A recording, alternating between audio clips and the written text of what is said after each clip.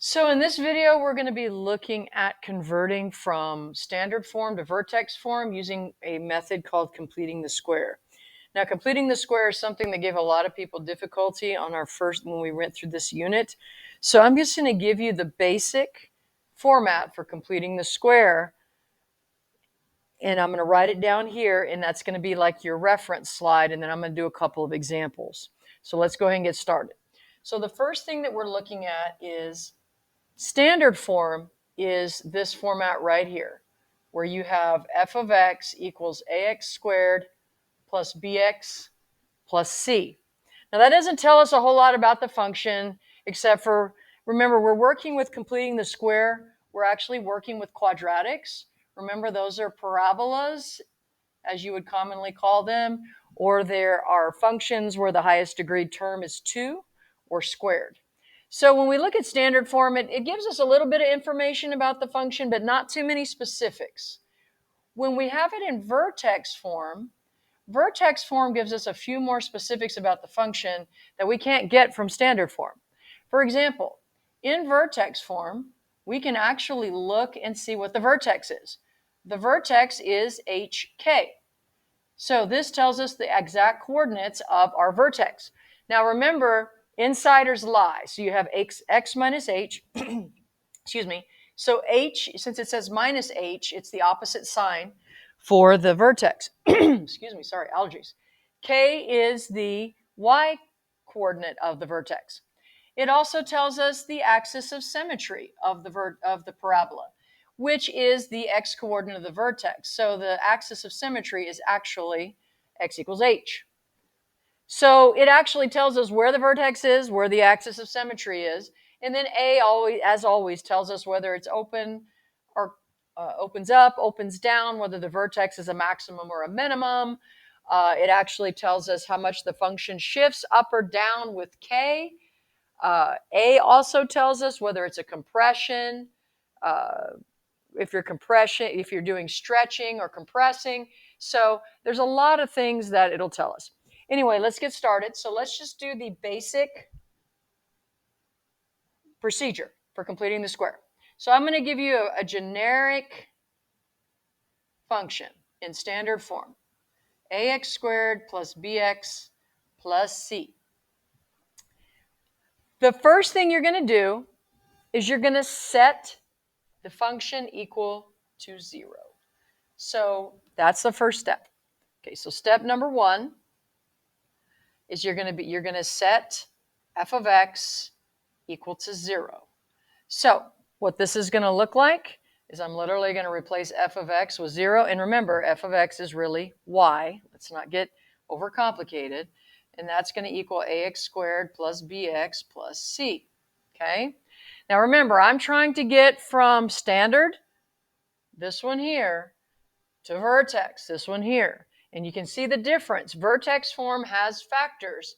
And if you notice, it's the same factor. It's x minus h times x minus h. So we're trying to achieve a perfect square trinomial.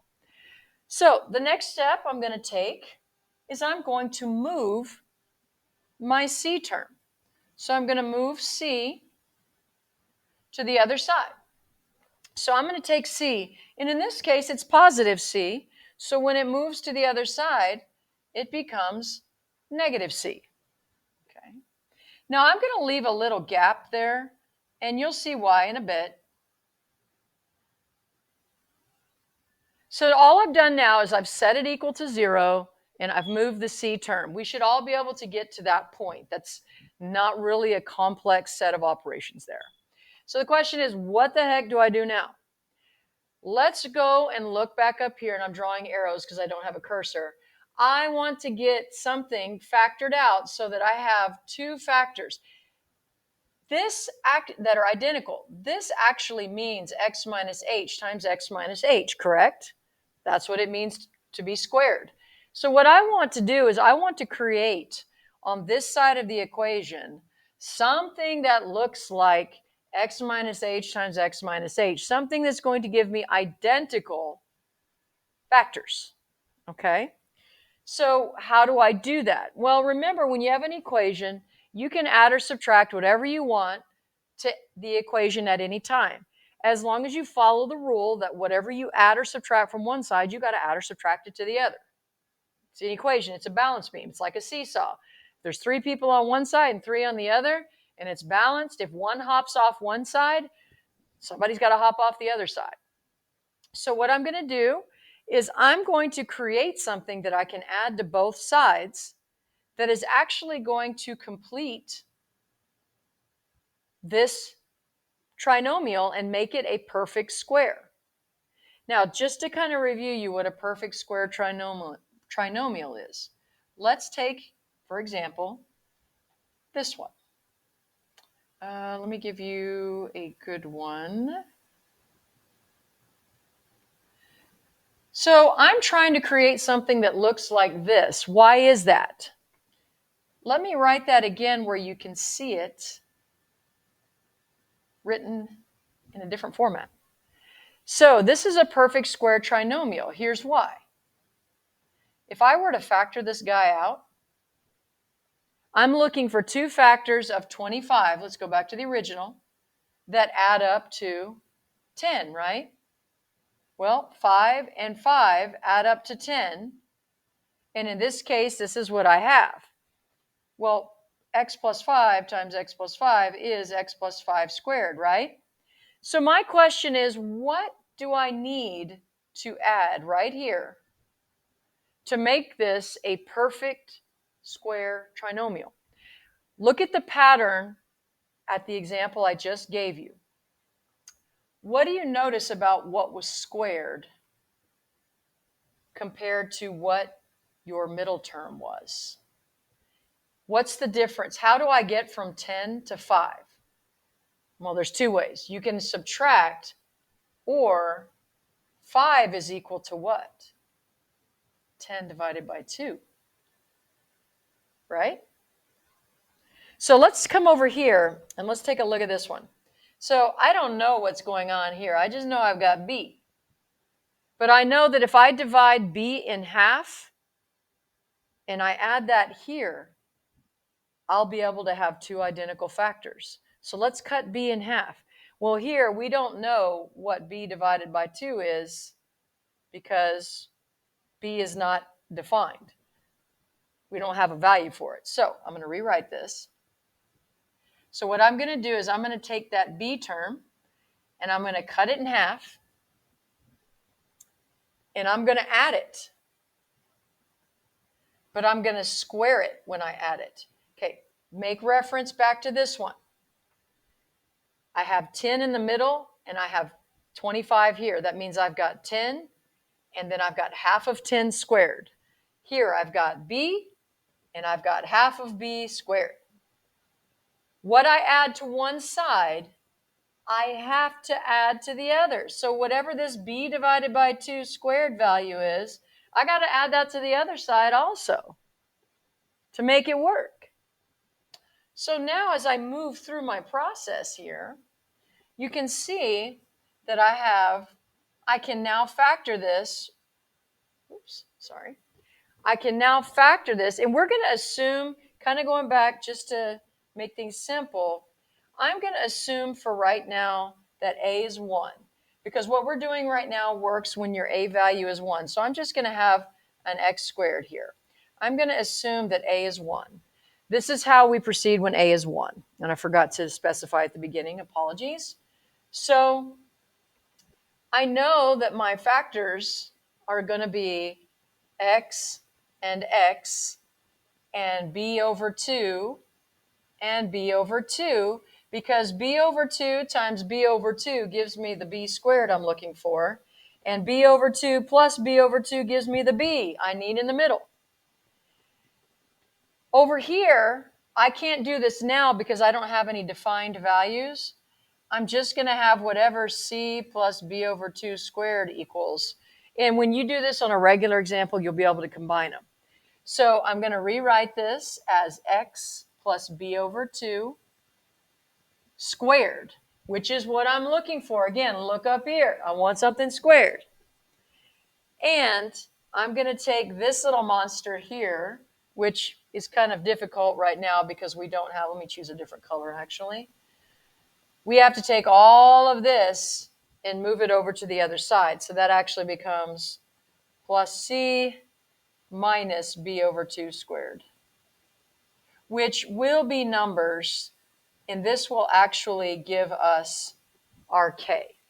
Now that looks complicated because we could not add the negative c and the b over 2 squared, but you get the idea on how to factor. So let's go to the previous page. Let's try to complete the square now using our little formula. All right, so my first step is to set equal to 0, correct? So I'm going to take this, remember this is just y, so I'm going to say 0 equals x squared minus 2x plus 8. Okay. My second step is to move my c term. I'm going to move c over. So that positive 8, it's got to go to the other side. It becomes negative. And again, I'm leaving a space because I'm going to have to add something there. And I will get this correct eventually. And that leaves me with x squared minus 2x. Okay?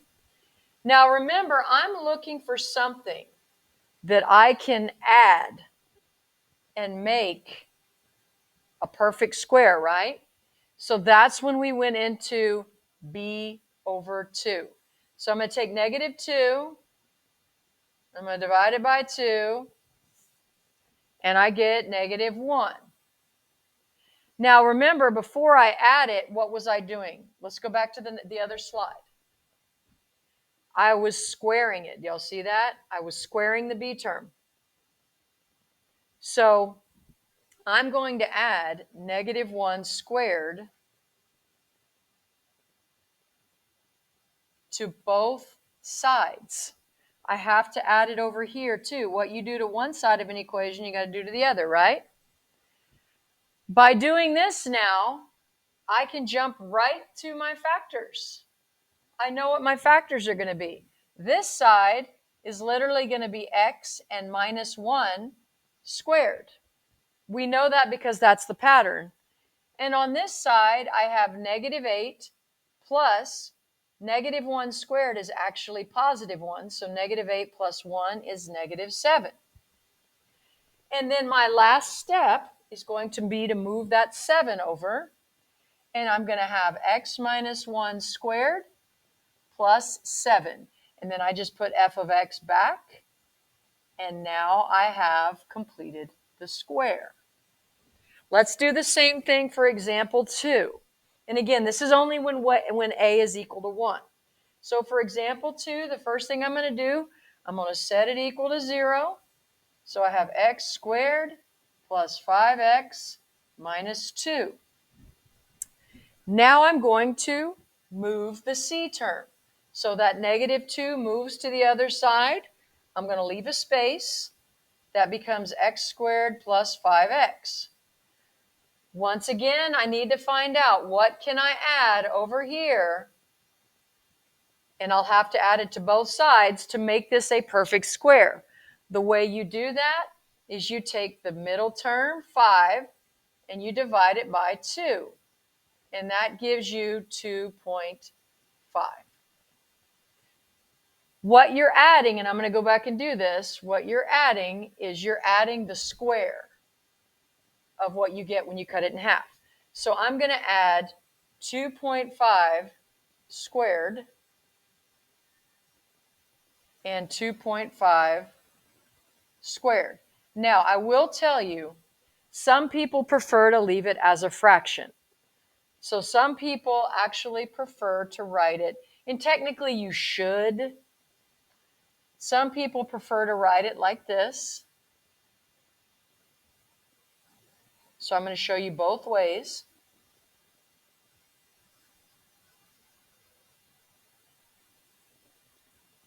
So now I've written it as a fraction. But you do the same thing. So now I'm ready to go to the factoring phase. I now know that this side is going to be x plus 5 over 2 squared, right? Okay. X plus 5 over 2 squared. And On this side, I have 2 plus 5 halves squared. So that's going to be 2 plus, so I'll solve this out for you here. This will be 5 halves squared is 25 over 4. So we would have to make 2 8 over 4. So we basically have 33 over 4. Now that's if you do it as a fraction. If you do it as a decimal, you're going to have, I believe, 6 or 7 as a decimal. I believe that's, let's see, make sure I have it right. 25 over 4. 2 is 8 over 4. So we have 33 over 4. So it'll be, 2.5 squared. So 2.5 times 2.5. So that's what you're going to get. So when you solve this, your last step is to move your value over. So I'm going to move, I've got 25, I've got 5 halves squared, so I've got 2.5 squared. I'm going to move that over, and the 33 fourths I'm going to move over as well. So if I want to do it with the fraction, I'm going to end up with x plus 5 halves squared minus 33 fourths. Okay. And that's going to be my answer, and I throw the f of x in there. If you want to leave it as a decimal, then you would just change that fraction to a decimal. But that is how you complete the square.